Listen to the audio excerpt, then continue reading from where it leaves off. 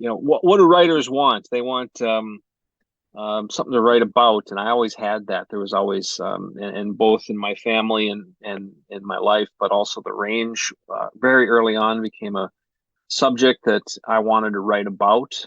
I thought I would leave to become a famous writer somewhere else, but I could not escape the subject matter of our history, of our present, of the human drama that happens here, and so that's what I've been doing out here in the woods ever since.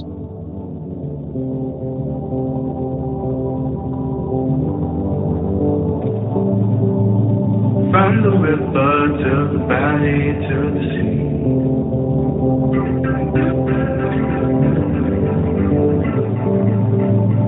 All the places, all the people that you can meet. Welcome to the Mississippi Valley Traveler Podcast. I'm Dean Klinkenberg, and I've been exploring the deep history and rich culture of the people and places along America's greatest river, the Mississippi, since 2007. Join me as I go deep into the characters and places along the river, and occasionally wander into other stories from the Midwest and other rivers. Read the episode show notes and get more information on the Mississippi at MississippiValleyTraveler.com. Let's get going. Welcome to episode 45 of the Mississippi Valley Traveler Podcast. The Mississippi River skirts around the edge of one of Minnesota's Iron Ranges and through another one. In this episode, we delve into the world of the one the river skirts around on its western edge, the Mesabi Range. I lived in southern Minnesota for 6 years in the late 1970s, early 1980s. The Iron Range, even though it was in the same state as me, may as just as well have been in Bolivia or Russia. Stories of conflict seem to be about the only ones that ever made the news from the range, at least down where I lived. In 2011, I spent a month in Grand Rapids, where I got to see the Iron Range in a whole new way, really. At that time, my guest in this episode, Aaron Brown, ran a Bob Dylan-centric festival called Dylan Days, which is how I first learned about his work. We stayed in touch over the years, but only virtually, so it was really a delight to finally have the time to talk with him about the area where he's lived his whole life. So in this episode, we take a look at the Iron Ranges of Minnesota with Aaron Brown as our guide. Aaron describes the geography of mining in Minnesota, the initial boom that drew thousands of immigrants to the area to work the mines, what the experience was like to work in one of those mines, especially underground, and how the continuous boom and bust cycles have shaped the lives of people in the area. We then talk a little bit about places folks should visit when they travel to the Mesabi Range, and a few foods that you should definitely put on your short list if you're going to be in the area. We finish with a few tips on how to connect with Bob Dylan's history in that region. He was born in nearby Duluth, but grew up really in Hibbing, Minnesota. If you're anywhere near the Iron Range, I highly recommend taking a side trip for at least a day to visit some of these sites. In the show notes, I've posted links to some of the places that Aaron mentioned, as well as to two of my posts that I wrote in the past about places to visit in the Iron Range. Have you been there? I'd love to know what your experience was like, so send me a note to dean@travelpassages.com. As always, you'll find the show notes at MississippiValleyTraveler.com/podcast, and then just click on the episode you're interested in. As always, my love goes out to Patreon supporters who continue to keep this podcast going. For as little as $1 a day, you can join that community, and one of the perks is you get early access to all these podcast episodes. Not interested in Patreon? Well, you can buy me a coffee. I drink plenty of that, and every little bit helps sustain me. Want to know how to do either one of those? Again, just go to MississippiValleyTraveler.com/podcast, and there you can find out how to join Patreon or how to buy me a coffee. And now, on with the interview.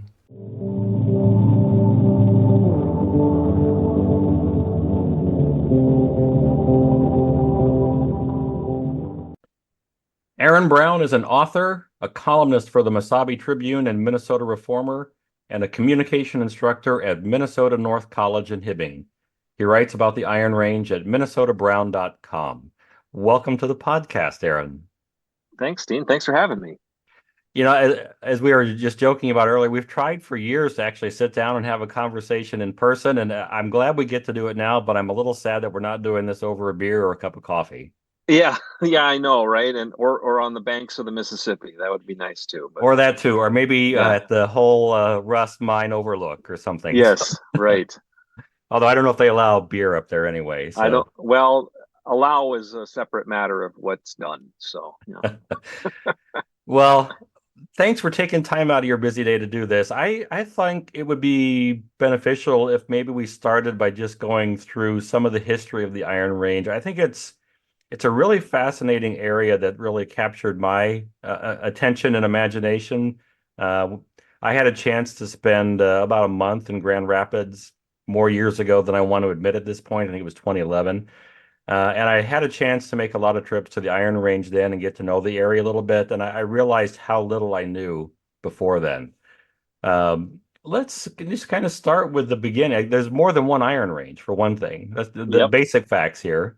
There are Yeah, multiple ranges. there are multiple, up to four, depending on your interpretation. There were three productive iron mines or iron ranges. The first was the Vermilion, which is the one up near Ely. That was the first one to produce iron ore that was shipped for making steel.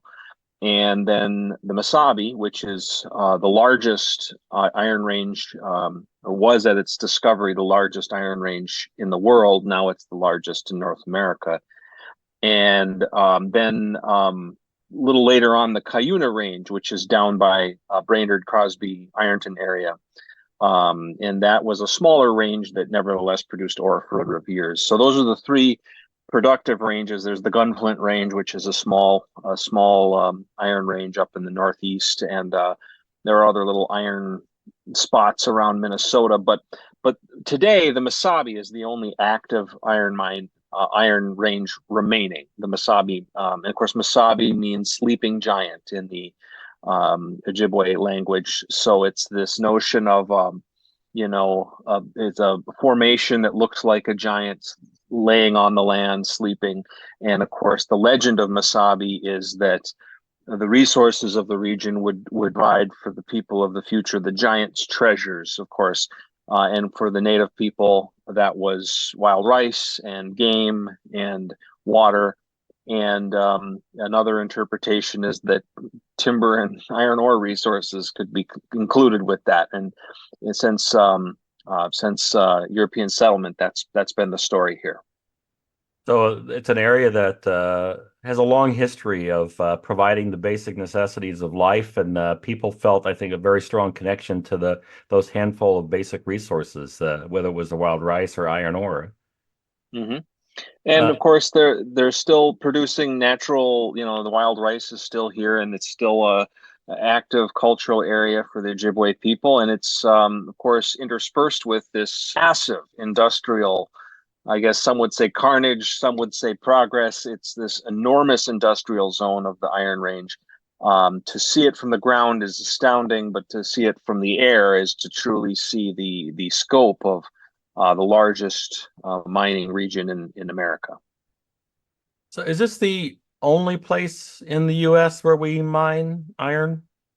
No, there's still iron mines in Michigan. Um, Historically, a lot of the iron in the 1800s, for instance, iron came from places like Alabama and Pennsylvania. And iron was actually a rather difficult commodity to get because they were mining harder, lower grade forms of iron.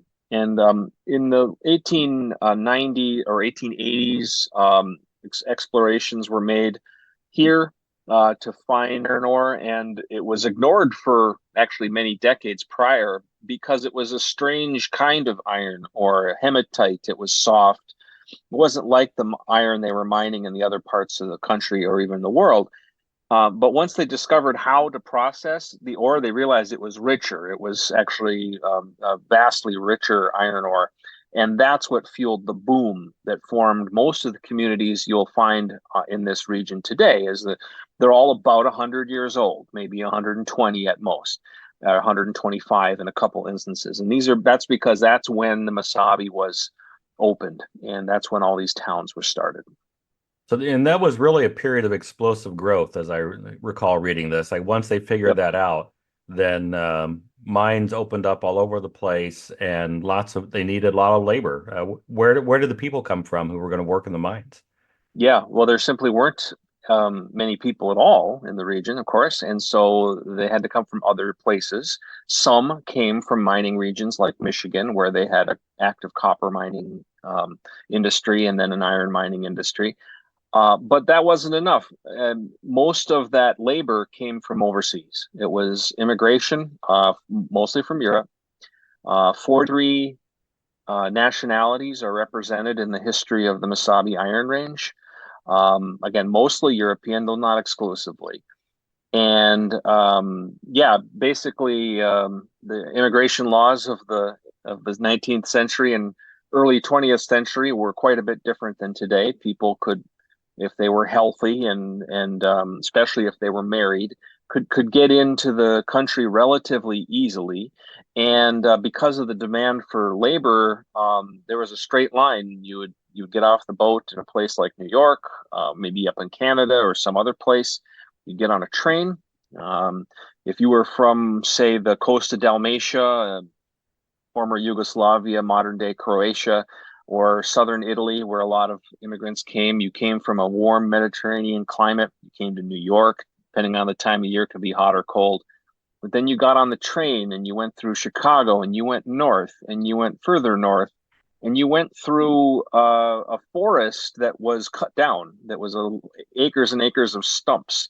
And if it was winter, it was like a barren wasteland, it would have seemed. And then you arrived at a place like Hibbing or Virginia or Chisholm, and you got out of that train and you felt the probably the coldest weather you ever experienced in your life. And then they put a shovel and a pick in your hand, and with perhaps no English at all to your name and your language abilities, you were sent down a hole with a guy, maybe a guy who spoke an entirely different language than you.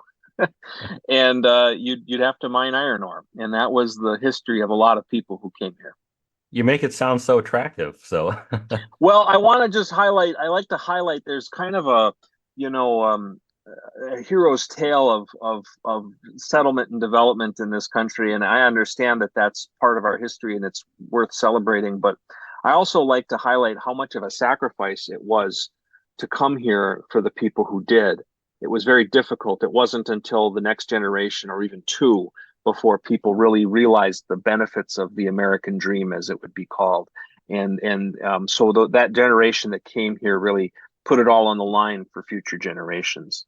absolutely. I know that's certainly true in my family too. The immigrant ancestors that came Hmm. here gave up their previous occupations to farm and had a tough go of it. I don't think they ever really got too far ahead, but their kids had a better life. Yep, exactly. Uh, So when folks were coming to this country, then they somehow had to learn about the jobs in the Iron Range. I vaguely remember hearing stories that maybe some of the mining companies had representatives in New York or at immigration ports to try to recruit people to go to Minnesota. Is that right? That is true. And in fact, they went even farther than that. Once they found a reliable agent from another country in northern Minnesota, they would send these people back to their home countries to recruit people. And that was actually prominent in certain communities. And that's why certain towns, certain places where certain mines were located are more disproportionately had more, people of one particular ethnicity than another. Hibbing is a little more Catholic and a little more Eastern and Southern European than some of the other range towns, simply because they had, well, his name was Paul Morris, a gentleman who went back to Croatia and very lucratively for himself recruited a lot of people to come to the land of milk and honey of Hibbing, Minnesota, and he then was kind of the dean of their community, their leader, and later he was a bootlegger and a major organized crime leader. But that's my research. That's my story. But that's all in relationship to what the mines were doing to bring in labor. They needed labor so badly. They had money sitting on the ground. Literally, it was such a prosperous mine And the only thing separating them from profit was people with shovels. They needed more of them. So very, very good time. Do you have a sense of what they were promised, what the agents promised people as they were just setting foot in this country? Bonuses, they were promised cash bonuses, and they were promised enough work to make money. The thing that a lot of people realize is that a lot of these initial workers, the first ones to come, weren't coming to settle in America to be citizens. They were coming to make money. A lot of them thought they would be heading back to their home countries, pockets full, and would be big men in their old country because there was no money over there, and there was no way to make money. So coming to America was a strategy to get ahead. Some of them did this, of course, as we know in market capitalism, not everybody wins. And so a lot of people came to America, found that the conditions for making money were fickle. Mines paid on the contract system, which meant that you were paid for the ore that you mined, not for the hours that you worked. So if you were in a very prosperous corner of the mine, you could make a lot of money. But if you were not, you could work your butt off and still not have much to your name. That was happening all the time. And so people often stayed in America to become American citizens. And like I said, and their kids would enjoy the American dream, but almost as a second, that was plan B for a lot of them. There were some fleeing European problems, economic problems, social problems, political problems. The Finnish community is a good example. Early Finnish immigrants were socialists fleeing Tsarist Russian power.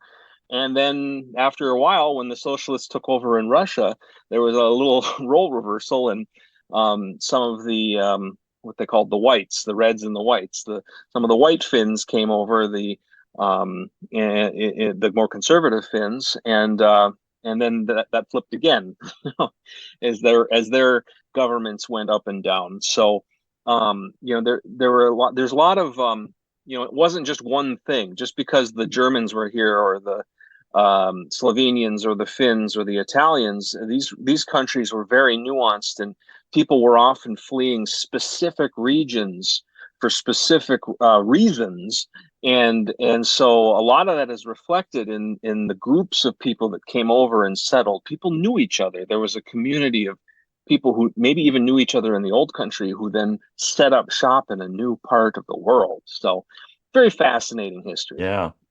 There's so many questions. It's interesting that I remember that they were basically treating miners early on as self-employed contractors. Yep. And this was a system that was just made for all kinds of abuse. There were Hmm. different ways that I guess supervisors could assign certain people to certain more lucrative jobs, maybe for a kickback, or the Yep. mines were dangerous to work in. How much turnover was there among employees at that time? When somebody got a job there, if they weren't doing well, how did they adapt to that? Did they leave? Did they find a more lucrative position somewhere else? Or There was a very high turnover. I can't, quantify exactly, but there were several things that could happen once you took a job at a mine. You could be killed or badly hurt, and that did happen somewhat regularly. Particularly the newer, it was just like what you hear about the military and combat. The newest recruits, the new soldiers are the ones most in danger until they gain some experience and have a better chance of survival. It was like that for the miners. A lot of times it would be the people with 6 weeks in country who would be sent down into the dark mine with a man who spoke a different language, with industrial sized handheld drills and hammers and picks, and there's drifts and shafts all over the place for you to fall in, or and so the newest miners were often the most in danger, and there are people down in those underground shafts and drifts to this day whose names are not known because they were too new to be properly recorded. And they were buried in the mine. They were, so that's one outcome, not the best. Some would work for a time. If they didn't like the mine, they might try other things. There are a lot of the small businesses, being famously Sunrise Deli, which is kind of an iconic, or I should say, Sunrise Bakery is an iconic bakery in Hibbing, still in operation today. And the founder was a miner who said, "Nope, I've had enough of this. I'd rather bake bread." And so they would go into business for themselves if they could, run a bar, run a bakery, run a delivery service if they could get enough, scrape together enough capital to buy what they needed to run the business. And then some would go out and work in the logging camps, or they would go out west and try to find more prosperous times. A lot of them wanted to farm but couldn't afford land. And so sometimes you heard about people who got enough money to buy some land and they would go farm. And it's not exactly the most hospitable area to be farming, though. Yeah. Were there any crops that folks were able to grow that were reasonably reliable, or? Northern Minnesota is not a huge agricultural area. I would say that you can farm here, and many do. I have a nice garden myself, but enough to live on is another matter, and certainly enough to produce commercial quantities reliably, because there's such a variation in the growing seasons and moisture. I mean, last year, just as an example, last year we had a drought, and this year we have flood. And so, it's such a short growing season that it's hard to grow, say, corn, or wheat or these kinds of things here. So potatoes, there was pretty good potato crops, and you could grow other things, other produce on a kind of as needed basis. It's hard to farm as a professional endeavor. Some tried, many failed. But it was, we're not far from much better farmland out in western Minnesota or the Dakotas, and that's where a lot of people would go. Right. So who owned the mines? Different companies, but the biggest and most powerful by far was the United States Steel Corporation. U.S. Steel was formed in 1901 as an amalgamation of the steel holdings of Andrew Carnegie and the steel, iron, and shipping interests of John D. Rockefeller, among others, including J.P. Morgan's money and some other money investment. And it created the world's largest corporation, the biggest corporation by far in the world, and the first billion-dollar capitalized corporation on the planet Earth. It was unfathomably powerful compared to other companies of its time, and largely immune from antitrust because it had been crafted in just such a beautiful way to avoid the recent antitrust concerns of the time. So U.S. Steel owned the Oliver Iron Mining Company, which ran, I don't know, 60 to 70% of the iron mines in the region. And because of that share, they were the most powerful force politically, economically, culturally on the range. Now, there were some other smaller companies too, but they fell in line with, they were the little brothers to U.S. Steel. All right. I don't know how many people really appreciate sort of the whole production process that went into like that fed the steel industry. Like, so U.S. Steel didn't just operate mills in Pittsburgh or Cleveland or places like that. They owned the ground where they extracted the iron ore too, and Yeah, owned this process. Did they own the boats too that moved the yeah. iron ore from Minnesota to the Great Lakes? Exactly. That was the reason U.S. Steel was formed. John Rockefeller owned the iron ore and the shipping, and Carnegie owned the steel mills. That's a crude simplification, perhaps, of the situation, but they were always squabbling over money, over power, over terms, and it led to a lot of instability in the industry in terms of supply. And of course, a lot of investors like J.P. Morgan didn't want this to happen anymore. So they solved the problem with a vast amount of money, and they have vertically integrated steel company that Mhm. that produced a model that, frankly, is still the model for a lot of industries. Try to control as much of the whole process as you can so that you reap the benefits and the cost savings at every stage of the production. And in the process, like tens of thousands, if not hundreds of thousands of people were dependent on those companies for their daily living then. Yep. At the peak, about how many people worked in the mines, just in the Mesabi Range, or Probably you hear different estimates, but if you go up into like World War II times, you might hear about 50,000 people on the Mesabi. Population was at one time bring 100,000 in the region, and you had a large, maybe 40 or 50,000.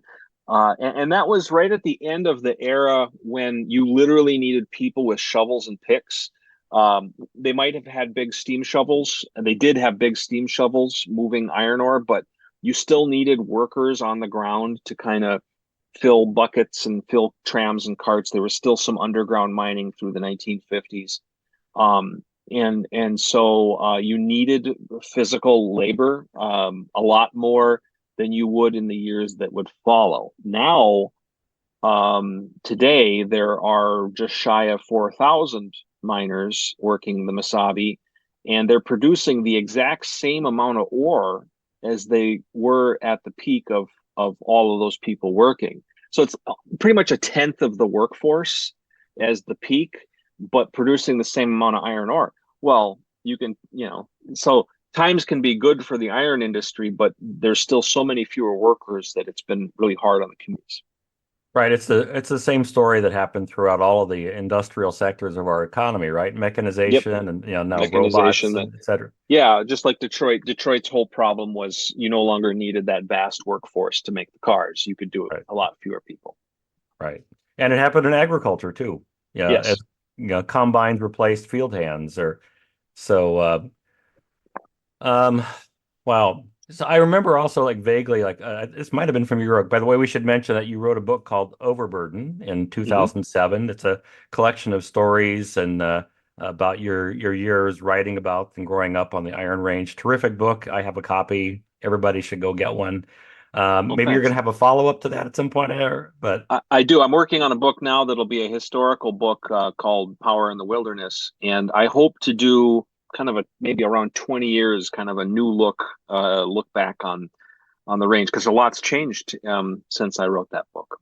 right. And we'll come back to that. But I like one Hmm. thing I imagine is different now is that you probably have a place to buy pants now, which Yeah. you wrote about was not a thing back 20 years ago. So, Yeah, well, I do find my pants. Unfortunately, they have to come from the internet quite often because a lot of the stores that sell them are closed. But there is still a couple of nice tailor shops where a man of my pear-shaped variety find well-fitting clothing. uh, so that's great. I was thinking probably from your book, maybe I read this, that during World War II, something like three-quarters of the iron ore that we mined for the war effort came from one mine in Hibbing. Does that Yep. sound familiar? Yeah, that was true in both wars, both world wars. The Hull Rust mine, I think, was 85% of the American war effort in World War One, and like you said, about three-quarters in World War Two. And that's not to say that the other mines weren't producing. The whole production of all of these steel needs of America, coupled with this massive war effort, were sustained by Minnesota and Michigan iron mines and Minnesota being a larger portion of the load. So you can really say that the steel that is in all of our highways and bridges and buildings and cars, our country, and of course our tanks and our planes and our guns that went overseas during the wars, was fed by the earth that people stood on here, earth that now no longer exists. You talk about the picture of the big pit in Hibbing, that's a pit that was once land. In fact, there was a town sitting 300 feet above where the ground is now. And that went all over the country, all over the world in the form of steel. It's amazing to think how much of the material that built our country and played such an important role in our history came from just that small area.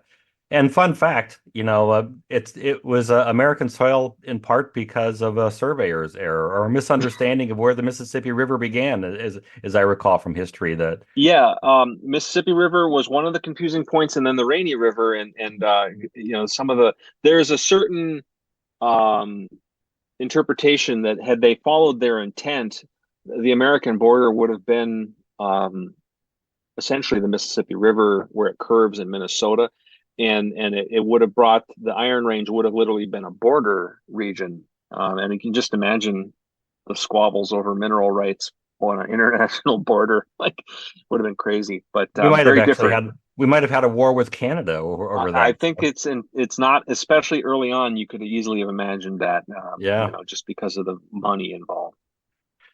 So tell me a little bit about your family history in the range and when Mhm. did your ancestors show up? Well, different threads of the family came at different times. Most of my family came as European immigrants coming to this region to work. My father's line, the Browns, were from Cornwall, England. They were some of those early Cornish miners. Cornwall is a mining region in southeastern England, and it has generations, centuries of mining history behind it. If you ever saw the show Poldark, you know some of that history, and so that was where my father's the Brown name came from, Cornwall. They came early. The cousin Jacks were the Cornish miners who were experts and kind of taught other people how to mine on the ground. And that was kind of my father's side is very much tinkers, mechanics, miners, operators for generations. And as far as I can tell, going back to the dark ages, they were tinkering with metal. Um, so, and so that's and then my father's mother, my maternal grandmother, was a full-blooded Finn, and the Finns also came a little later to the range, and her family kind of followed the ups and downs of the Finnish experience, which is Finns came early. They were blacklisted from the mines for because so many Finns were organizing labor unions. And so there's a lot more poverty and a lot more challenges in the Finnish community early on, and that was kind of one part of my family history, and then the other side, Scandinavian. My grandfather was a miner. My mom's father was a miner, and his father was a train conductor, or I should say, a train engineer for all the railroads that hauled iron ore. And so that's kind of that's the vibe. And like I say in the book, I was the first in I think we've been on the range for 5 generations, and I was the first in my father's line to never work in a mine. My father, grandfather, great grandfather, and great great grandfather all worked in a mine, and I never did.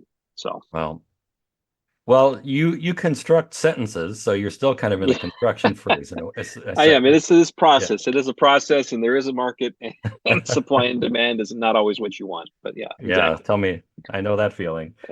Uh, um, so what was life like for you growing up in the range? Did you grow up in Hibbing or kind of out in the country or In the country outside of Hibbing, actually, Cherry is where I went to school, which is just east of Hibbing, and I grew up just a little southeast of that in a place called Zim, the Sax Zim Peat Bog. By the way, of your listeners, any birding enthusiasts might ring their bells a little. The Sax Zim Bog is one of the premier North American birding sites, especially in the winter. You can get your snowy owls there, and that's the big attraction.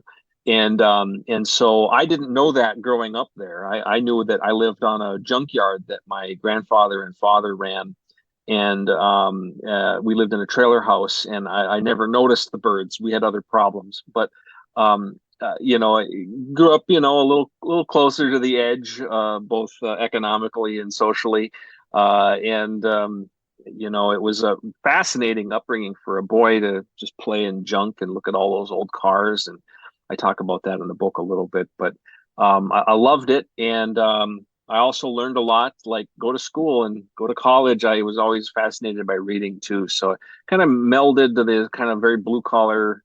I don't even know if it was blue; it was dirty collar, Rust-colored color. rust. Yeah, rust and yeah, tetanus. And and then a love of reading and a love of books and writing. I early on I knew I wanted to be a writer. So that's it's been a what do writers want? They want something to write about, and I always had that. There was always and both in my family and in my life, but also the range very early on became a subject that I wanted to write about. I thought I would leave to become a famous writer somewhere else, but I could not escape the subject matter of our history, of our present, of the human drama that happens here, and so that's what I've been doing out here in the woods ever since. Hey, Dean Klinkenberg here, interrupting myself. Just wanted to remind you that if you'd like to know more about the Mississippi River, check out my books. I write the Mississippi Valley Traveler guidebooks for people who want to get to know the Mississippi better. I also write the Frank Dodge Mystery Series that is set in places along the Mississippi. My newest book, The Wild Mississippi, goes deep into the world of Old Man River. Learn about the varied and complex ecosystem supported by the Mississippi, the plant and animal life that depends on them, and where you can go to experience it all. Find any of these wherever books are sold. So how much was, I don't quite know how to ask this, how much was mining sort of a presence in your mind and imagination at that time? Did family members ever take you on tours of the mine, tell stories about working there? My grandfathers both did. They were both miners. My Grandpa Brown wasn't a miner for most of his life, but early on he was an underground miner, so he always had good stories. And then my grandpa Johnson, my mom's dad, worked a career at Evelyn Taconite, and so he had more perspective, a more modern taconite mining life. I remember going to a retiree picnic with him shortly after he retired. My father worked in the mines in the early 1980s, but was laid off with a lot of other miners in the economic downturn of the 80s. 1984, 85, 86 was kind of actually it was a depression locally. It was a recession nationally, but it was a catastrophic. One of the big taconite plants closed. A lot of them were shut down for a year, and it was a very catastrophic time for the region. And that was my first consciousness. That was when I went to kindergarten and first grade, and the Challenger blew up, and we had no money. That's what I remember. And Good times. yeah, right, not so good. But I make it sound like I was world weary. In truth, I liked playing in mud and running around with my friends just like any kid. It was actually a really nice childhood. It was a good community. Just that was the hardship, the challenges, and it did affect our lives. The junkyard closed. It was not a profitable junkyard. My father spent a long time trying to find work over the rest of my childhood, you know, stints here and there. And, that definitely affected, and a lot of families were going through that because not everybody got back on at the mines when they reopened. It was one of those downsizing periods. And a lot of families, it was very common among my peer group to just not have much money. It was, we always said there was we had a rich friend. His parents both had jobs, and he had a split entry house that didn't have wheels, and that was rich. Right, right. I think basically you wrote in the book that there were basically what lower middle class and a few middle class people, and that was about it. Yeah, yeah. It's changed a little since, but that's very much what it was like. I think people who grew up in the 80s and 90s on the range would generally identify with that. Mining, like a lot of extraction industries, there are so many boom and bust cycles across time. Like, how do you see that shaping the character or the mentality of people in the Iron Range? It's certainly created a cult. It's a cultural touchstone. Like everybody knows the ups and downs of mining. When the times are good, that's when you buy your snowmobile and your four-wheeler or your new truck, and things are good, and you might get a house, or there's a prosperity to it that everybody celebrates. But then when times are bad, you might have to sell that four-wheeler or snowmobile. You have to figure out how to bring in enough money to pay the mortgage on the house. You have to kind of scrap your way through an existence, and that's a shared experience, because it's not just you generally going through it. It's a community of people going through it together, the ups and the downs. It's not to say that everything's roses and rainbows. We're all doing our best and hugging each other a lot. It's actually the opposite of that. Um, um, but it is a kind of a shared experience that people relate to, and support each other through in our own way. It's certainly social problems and things come during the bad times, but generally speaking, it's a survivalist kind of community. The idea of running off is something that a lot of people just won't consider. They want to stay and try to get through to the next good cycle. And I imagine too, because of the geographic isolation of the area that it's sort of like the survival skills are really important in multiple levels. Like it's a very unforgiving environment to live in. Well, embarrassed Minnesota usually shows up among the coldest places in North America by January or so. Yeah. It's unforgiving in that way, but also then there's that geographic isolation that I would imagine it kind of breeds a sense of taking care of yourself and your own first Yep. and foremost. There's an individualism coupled with, so the thing that made the range unique in my mind was it was had an individualistic spirit. Like self-reliance was very important, but it was also a deep community vibe as well. There's kind of a hybrid between collectivist and individualistic cultures. It's become probably more individualistic as people have kind of isolated through technology and whatever over time. But that individualism certainly comes from that shared experience of having to kind of fend for yourself during the hard times. Isolation is certainly part of the culture as well. Getting by on your own, making your own entertainment because there aren't any nightclubs, or you know, Taylor Swift doesn't come here, that kind of thing. It's not that kind of place. So you got to figure out how to enjoy yourself. Um, and that's always been part of the story as well. Those early immigrants, a lot of them stayed because they couldn't get away. They were scared. They didn't have enough money for a train ticket, and there were no good roads at that time. And while that's all improved since, I remember years in living memory where my family didn't go to Duluth because we weren't sure our car would make it. So there is, times like that. You know, do you have a car that can reliably get you to the Twin Cities? So not everybody does. So yeah, Right, there is that right. too. You mentioned the wide variety of ethnic groups that settled in the range, 40 or so. Are there places in the range today where you can still get a sense of those older ethnic communities? Shadows and vestiges, I would say. The best place is to go to the museum and see how that looked, the Minnesota Discovery Center, and see how that looked.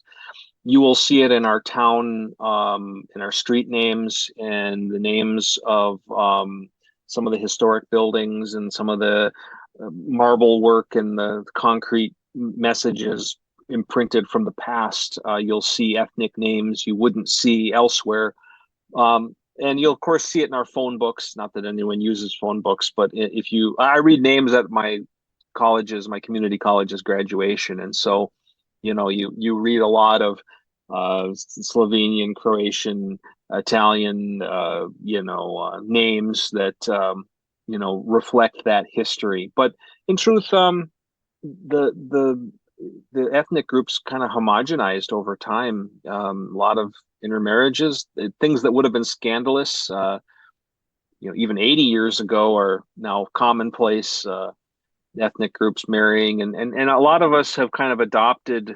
I'm not Italian by blood, but we love porchetta in our family, and that is that was a product of an intermarriage. My grandfather's sister married Leo Fraboni of the famous Fraboni Sausage Company, which makes a fine porchetta that we still enjoy. And so, like that intermarriage and cultural kind of combinations over many generations now, 5 generations, 6 generations. It's not quite like it was in terms of ethnic identity, but there are certainly, you know, in the DNA, it's all in there. It's Right. all in there.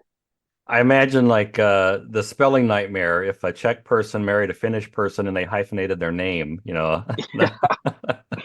Well, the really hard one is when family members back in 1908 spelled their own name differently and were related but have different spellings on their name. And then sometimes they would protest Americanization and pronounce their names differently, even if they're spelled the same. And as the graduation name reader, I'm still reaping the effects of that.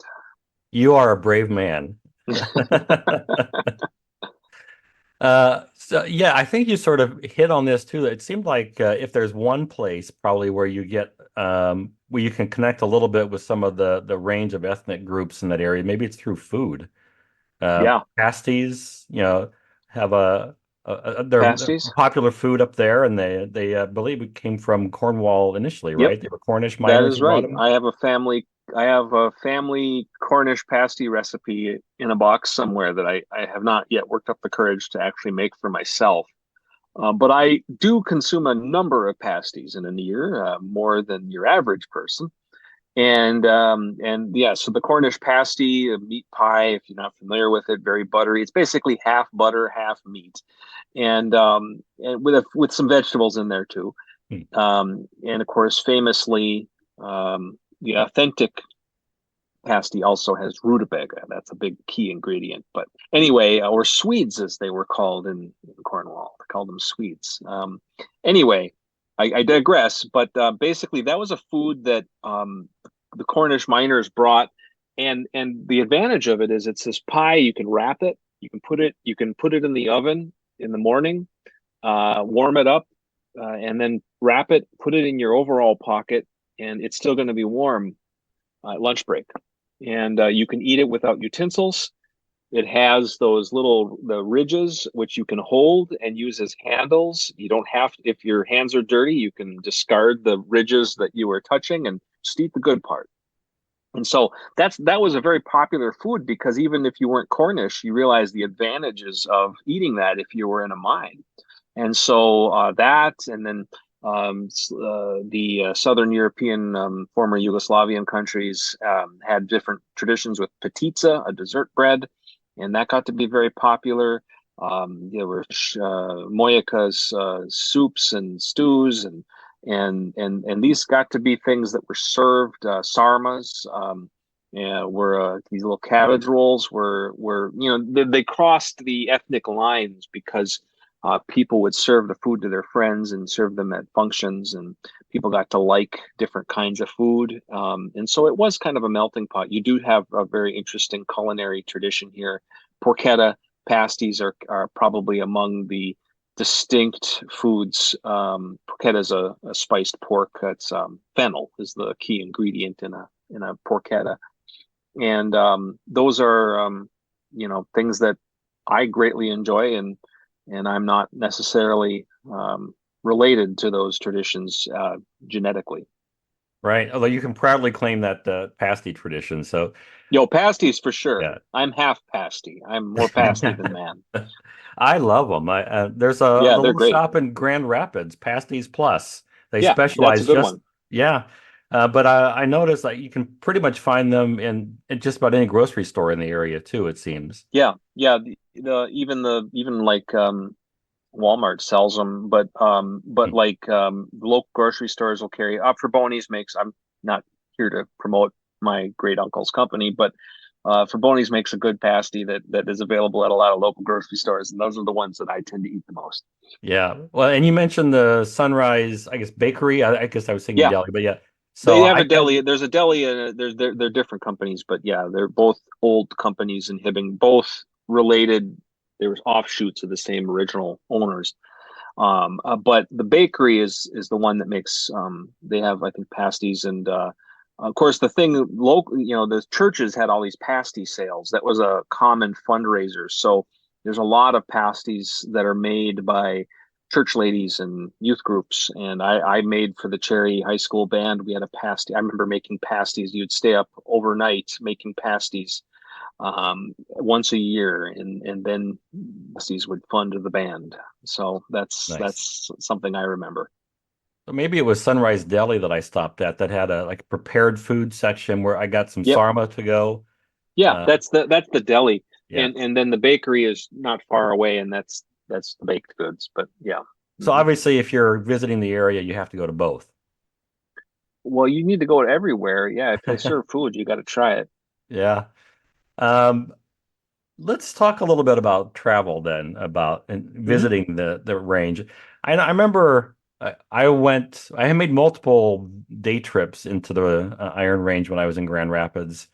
And I remember maybe I had already talked to you or read this in your book that there was this kind of a reputation for wariness of outsiders among folks in Yeah. the Iron Range. And I remember I sat in a bar in Chisholm later in the day. I just wanted to get a cold beer. And somehow I ended up with men on either side of me who were having a conversation. And they just talked around me for about half an hour as if I wasn't even there. But after Yeah. half an hour, one of them actually turned and started talking to me, and we had a nice conversation. Um, is that, yeah, first of all, one of the things that I love about visiting places is just connecting with people. Hmm.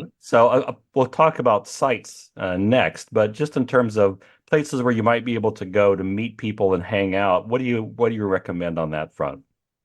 Yeah, well, you've described an experience that I think a lot of people have had. It does take a little to break into the local culture. There are places in this country and in this world where when you walk into a bar and you're a stranger, there's going to be someone who comes up and says hello, and I don't know you. What's your name? And this is not one of those places. This is not how it works here. There's a wariness, and there's a historical, I guess, reason for that. I think I wrote this in the book, but one of the things is new people, generally speaking, on the range meant new groups of workers coming in to basically undercut the wages and well-being of the community. So large influxes of people were usually seen as a bad thing, and that kind of persists in the culture to a much lesser degree. But it's also, like I said, in an individualistic kind of place, you rely on yourself, maybe a little distrustful of new people. But it does, if you're willing to take a little time, like half an hour of sitting in between two people having a conversation, it does break down, and people realize, oh, you're okay. You're not running away from me, so maybe we can talk now, and that's not unusual. So in terms of visiting the area, a lot of the tourist places, the places that cater to a lot of tourists, encourage conversations. If you go to, say, the Hull Rust Mine View in North Hibbing, those volunteers and even a lot of the people you'll meet there are chatty. They want to know where you're from, and they'll tell the story, and you can share your own experiences too. And a lot of the museums and places of that nature are that way. But if you want to have that authentic experience, maybe go to like a church supper or like a local music event or something. You might have to initially take the approach of, if you want to know more about the area, talking to people. Generally speaking, once you work past the nerves and the initial coolness, it's a very worthwhile experience. And I've kind of become like I don't know, a cultural Sherpa of sorts. I work in higher ed and journalism, and so I'm accustomed to meeting new people and visitors and travelers. And I kind of try to explain things. There are people like us around who are happy to help. Um, and yeah, I'd say, yeah, if you want to go to a bar, there are certain bars that are different than others, but one of the classic things is to go into an Iron Range bar, like a Tom and Jerry's in Chisholm, for instance. I don't know if that was the bar you were in, but a place like that, and sit and kind of take in, you can kind of see what it's like. Places in Hibbing are like that. Bars like Palmer's or um, um, those kind of places. I mean, use your boomtown, which is kind of a little more catered in Hibbing to like the tourist crowd, and then you go to a place like Palmer's, and you'll see the difference. Just like next to Boomtown, there's the Sportsman's Cafe in Hibbing, and I always say that's actually one of the oldest running restaurants that's been continuously operated on the range. And if you go in there, you're going to get an authentic local experience. And I can't promise you exactly what that local experience will be, but it'll be good food and it'll be authentic. Like I think a lot of travelers like that kind of thing. So Absolutely. yeah, and so that's just try to look at where people are. They're not huge towns. There's a lot of little towns on the range, and kind of go where the people are, and you can kind of take it in. But I don't know if you want to get into some of my favorite spots to go. Generally, I can give a few if you're interested. But Sure. I wouldn't turn that yeah, down. I have a lot of friends that I'm honor bound to mention the Minnesota Discovery Center, formerly known as Iron World. It's a museum. It's free nights or Thursday nights, and if you go in any of the other days, you can get in. And they've got quite a bit of the history, but also a nice grounds. They have concert series, and there's different nights with live music and different things you can do if you check the website. But a great place if you're interested in research. I know not everybody is, but if you're a former ranger or if you have a relative from here, you want to research your past, they have the Iron Range Research Center, which is a very great center for genealogy research and historical research of the region. But beyond that, there's other mining museums, sort of Museum of Mining in Chisholm and Iron Range Historical Society in McKinley and some other places around the region that are cool. But you might, if you're looking for other stuff to do, places like Lake Orbegon in Gilbert, you can go swimming and fishing and do all sorts of things in a very, very deep mine pit. And there's a beach and there's different things you can do there. That's kind of a classic spot to go. Going back to the Discovery Center, there's actually the Redhead Bike Trail, mountain bikers. Actually, there's a huge mountain biking, I guess, renaissance, or maybe not renaissance, but assance, naissance. They're turning a lot of the old mining dumps into bike trails. This was done down in the Cuyuna Range near Crosby in Ironton. That's a huge mountain biking mecca. But they're doing the same thing on parts of the range. And really, the epicenter now is the Redhead Bike Trail in Chisholm. And that's a great mountain biking spot if anybody is interested in. And of course, Duluth is another big center. So you really come to northern Minnesota, you have Duluth, Crosby and Ironton and then Chisholm. You can mountain bike for days Hmm. and really enjoy that. And of course, you can walk the trails. There's hiking and trail biking as well. The Mesabi Trail is 130 some miles long, and it runs from Grand Rapids. It'll eventually run Grand Rapids to Ely. There are some spots where you can't get through. They haven't finished some trails yet. We just had flooding, and so there is some spots up near Tower that washed out, but they're working on it. Hmm. But there's some great trails for biking if that's a thing that you enjoy. Golfing, of course, Giants Ridge is a premier golf course.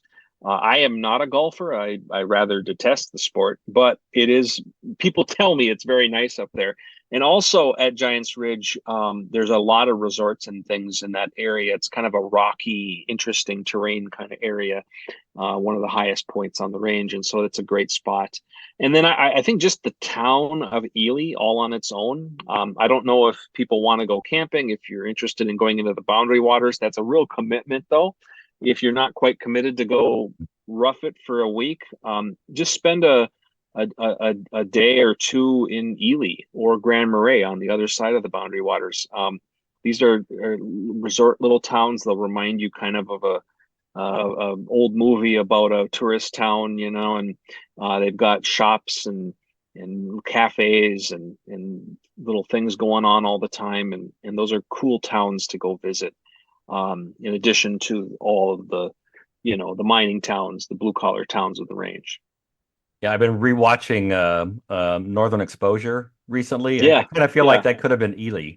Ely's, yeah, with the moose walking across the street. That's kind of an Ely experience, and Ely has got a lot of cool stuff happening. It's like any town; there are ups and downs, but particularly in the summer, it's just a neat little place to go visit, and there are a lot of attractions nearby and opportunities for outdoor recreation and camping and state parks. There's a number of state parks easily within driving distance of any spot on the range, and you can enjoy those as well.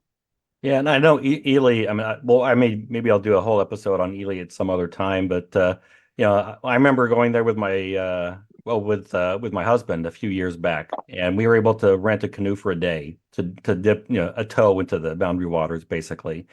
But there's also the National Bear Center and the International Yeah. Wolf Sanctuary, and so there's plenty to do around there.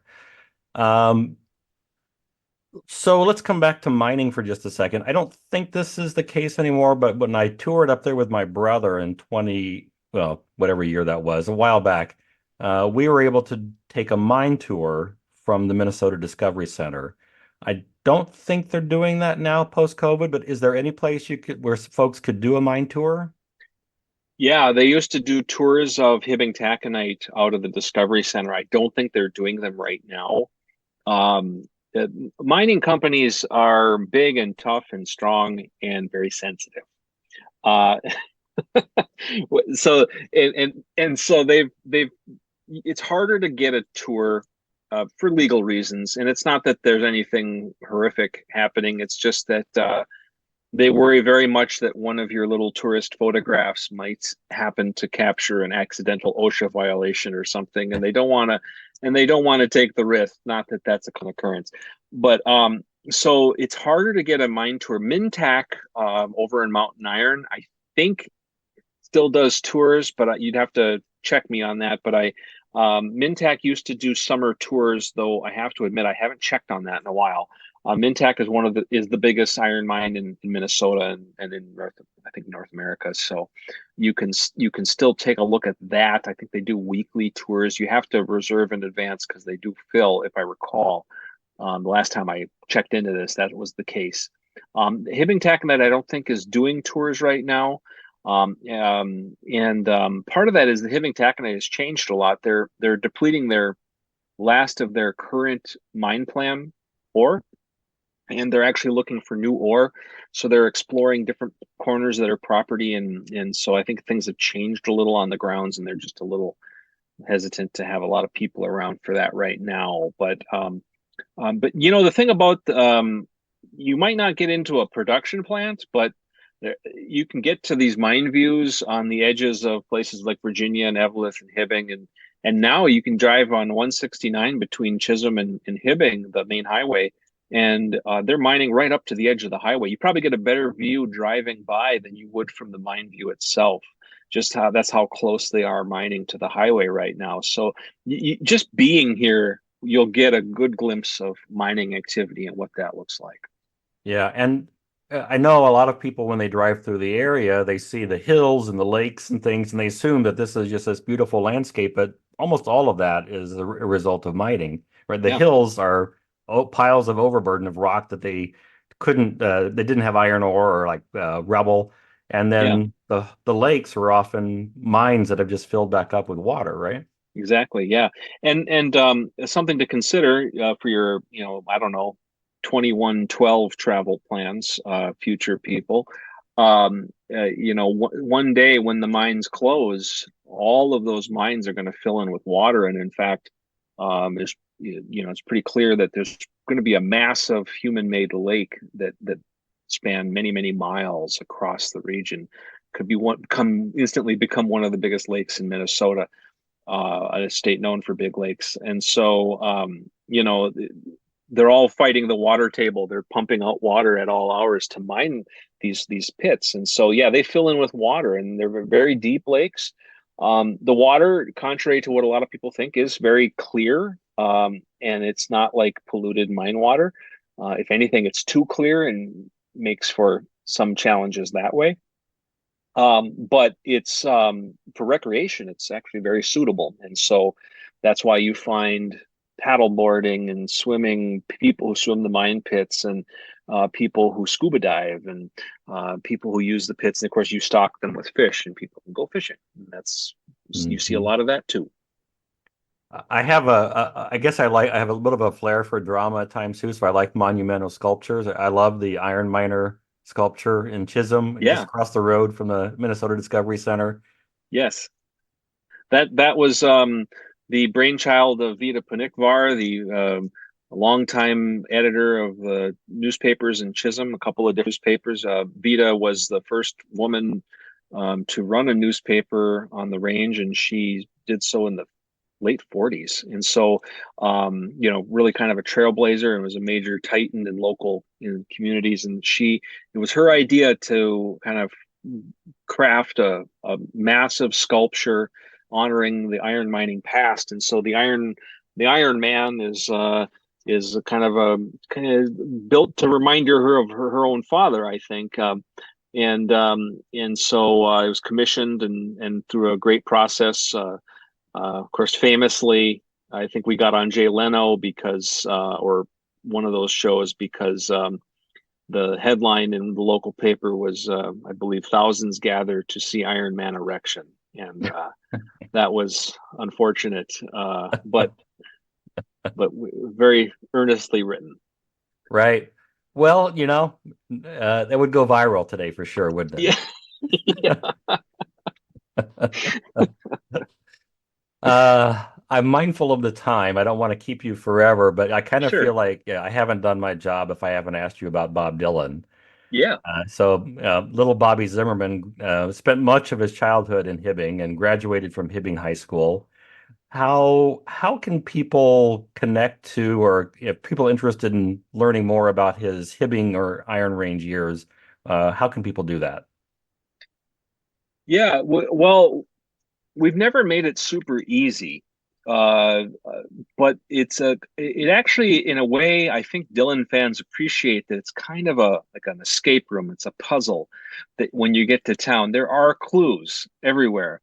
And so, one of the nice things is that Dylan's boyhood home in Hibbing on 20 25th Street and 7th Avenue was purchased by premier Bob Dylan memorabilia collector Bill Pagel, who has restored, or is in the process of restoring, but is largely in the exterior, restored the home to its original, um, paint color and style, and he's trying to replicate what that place looks like. And he put a historical plaque up, and so it's a little easier to find and to enjoy the boyhood home. He's not doing tours yet, but you might find Bill, and if you do, Bill will be happy to talk to you, and he knows quite a bit, both about the property and Dylan in general. There is a room, if you actually, one tour that I do recommend that travelers take that I didn't mention is a tour of Hibbing High School, Bob Dylan's high school. Not just because it's Bob Dylan's high school, though if you're a Dylan fan, that will be very interesting to you, but because it's this it was the world's biggest and most expensive high school when it was built in 1921 and 22, or I should say 22 and 23. And you can take the tours of the auditorium, which is based on a Broadway theater, Capitol Theater, and you can see the stage where Dylan, during his high school talent show, had the curtain pulled on him when he was playing a rowdy Little Richard tune. And so you can literally stand on that stage and kind of look out and see how amazing this auditorium is. It doesn't seem to belong in a little mining town, but also kind of feel the weight of maybe what Bob Dylan felt, and kind of experience some of that, maybe the rebelliousness but also the sense of tradition, the weight of the past that I think kind of haunts Dylan's music. You can see that when you're in Hibbing. And there's walking tours. The library has a walking tour you can take to see some of the old sites, some of which are gone, some of which are still there, and kind of picture and imagine Dylan's world. There's no museum. It's not like that. They did erect not a memorial, but like a piece of art commemorating Dylan's Nobel Prize and his most famous lyrics, or most appropriate lyrics, I guess, on the back of this memorial thing, and it's by the high school. So if you go to the high school, you can see that. And it's kind of a little puzzle to unravel. But I like to go to North Hibbing. He talks about North Hibbing in his liner notes for the times they are changing. And up there, he writes about it, and you can still see some of the streetscapes he describes in that poem from 1961. And stand up in North Hibbing and think about the past, how they moved to the town for the mine, and all the drama that went with it, and Bob Dylan coming from here just a few years after that. And you can kind of get a sense of how a guy like Bob Dylan might come from a place like this.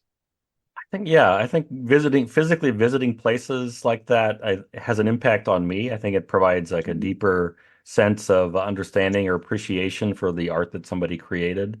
I certainly felt some of that wandering around Hibbing. The high school auditorium is unbelievable. Like, Yeah, yeah, it is.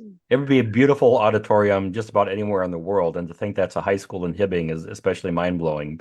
But that was compensation for moving North Hibbing. Yeah, it was part of the deal when they moved the town. The mines agreed to basically not fight the taxation involved in building such a building, and actually there was a lot of conspirators on the mining side and on the unions and in the community to basically get as much as they could out of this high school as possible, and it's truly remarkable how that, and it's held up. It's been preserved. A lot of the local high schools have been torn down lately, but not Hibbing, because the community really puts their effort into preserving the history and the grandeur of that high school.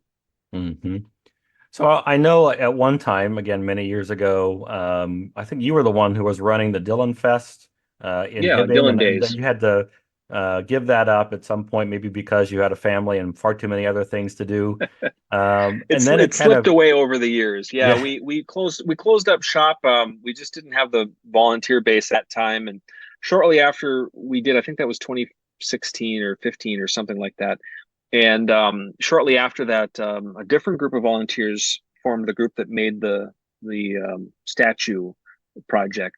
And now there's a very small event that they do every year, and they work closely with the Dylan Fest in Duluth. Of course, Duluth is the birthplace, and Hibbing is where he grew up. And so, if you are ever here in May, um, you can kind of take part in the Duluth events and then come up to Hibbing, and you get the whole picture. so the Duluth event is still going on. They did it Yeah. this Oh, year. yeah. Yep. Good. They do a big event in the week of his birthday, May 24th, and usually around that time there's events going on. So when I went, I got to go to the singer-songwriter contest where Hmm. people had to perform an original song and then a cover of a Dylan tune. Are they still doing that in Duluth or? Yeah, they do a version. I don't know what the rules are exactly, but they do a version of that same contest in Duluth, and they usually do some live music in Hibbing too. They don't do a contest anymore, but those were kind of epic. We got some real, like, people who came from big distances just to try to win that thing, and so it was usually pretty impressive. Some of the talent that came together for those. I have been blessed with the ability to travel a whole bunch and travel around the world. And that night in Hibbing for that singer-songwriter contest is still one of my absolute favorite nights anywhere. So it Yeah, was, it was a special thing we had going there, and it's a little different now, but we find ways to create memories and interesting experiences, and that was, yeah, some of my favorite memories are from my time with that event too, because it was a lot of fun. well, uh, we probably ought to, get back to doing the other work that we're supposed to be doing today. Yeah, this is Um, fun. Uh, so I didn't really we didn't talk at all sort of about the present so much or the future. I know you Yeah. had a really good discussion with Chuck Marone on the Strong Towns podcast talking about some of those Yep. challenges. I think I'll just put a link to that in the show notes and people should go listen to that for more of a sense of the struggles and the conversations around what's going on in the range these days. Um, where can people sort of follow what you're up to Yeah. and tell them where they can buy Overburden? Yeah. Well, Overburden is currently out of print, so if you have a copy, you're doing pretty good. Though it is available at a number of libraries. and we're going to be putting it back into print pretty soon, I hope. My next book is Power in the Wilderness. I hope it comes out in 2025. I say I hope. I think it will. And actually, the best place to follow what I'm up to in either actual content or my links to my columns are all at minnesotabrown.com, all spelled out, at Minnesota Brown on X/Twitter or on Facebook.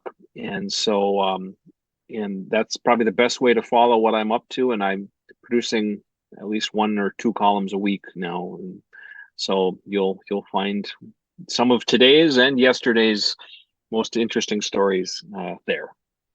Fantastic. Aaron, thank you so much for your time. I really appreciate it. Thanks, Dean. Take care. Thanks for listening. If you enjoyed this episode, subscribe to the series on your favorite podcast app so you don't miss out on future episodes. I offer the podcast for free, but when you support the show with a few bucks through Patreon, you help keep the program going. Just go to patreon.com/Dean Klinkenberg. If you want to know more about the Mississippi River, check out my books. I write the Mississippi Valley Traveler guidebooks for people who want to get to know the Mississippi better. I also write the Frank Dodge Mystery Series that's set in places along the river. Find them wherever books are sold. The Mississippi Valley Traveler podcast is written and produced by me, Dean Klinkenberg. Original music by No Offense. See you next time.